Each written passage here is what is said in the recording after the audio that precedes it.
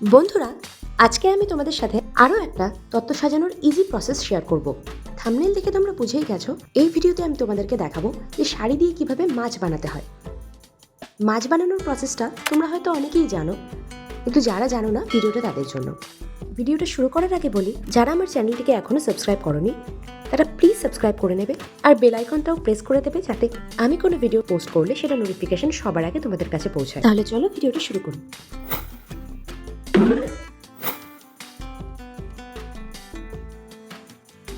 মাছটা বানানোর জন্য আমি একটা সিল্কের ওপর জরির কাজে শাড়ি নিয়েছি।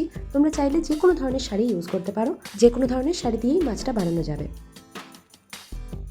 প্রথমে শাড়িটার ভাঁজ খুলে দেখো এভাবে আড়াআড়িভাবে একটা ভাঁজ করে নেব, যাতে দুটো পাড় এক জায়গায় থাকে।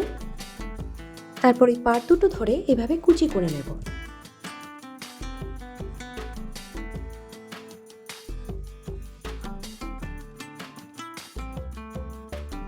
কুচিটাকে একটু সুন্দরভাবে কুচিয়ে নেব, তারপর একটা রিবন দিয়ে এটাকে বেঁধে নেব।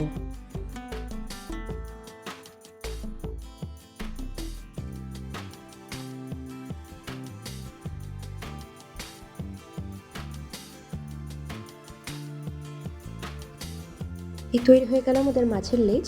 এবার আমরা মাছের বডি তৈরি করব।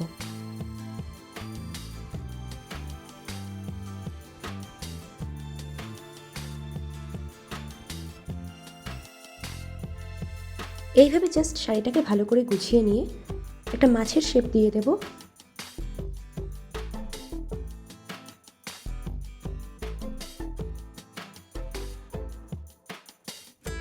মাছের কানকোর একটা লুক আনার জন্য আরেকটা রিবন এই মাছের কানকোর জায়গাটায় বেঁধে দেব।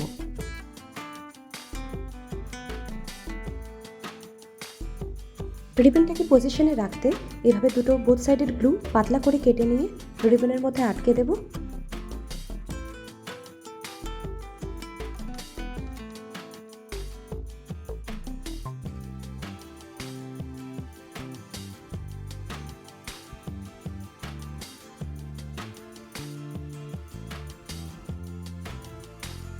এরপর কাগজের উপর মার্কার পেন দিয়ে এভাবে একটা চোখ আমি বানিয়ে রেখেছি, সেটাও শাড়ির ওপরে আমি লাগিয়ে নেব।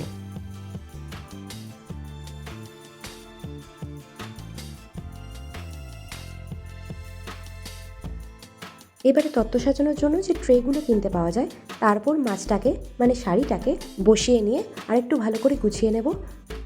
মাছের শেপটা দিয়ে দেব, মাছের চোখটা লাগিয়ে নেব বোথ সাইডেড গ্লু দিয়ে। দেখো এই হচ্ছে মাছের কমপ্লিট লুক।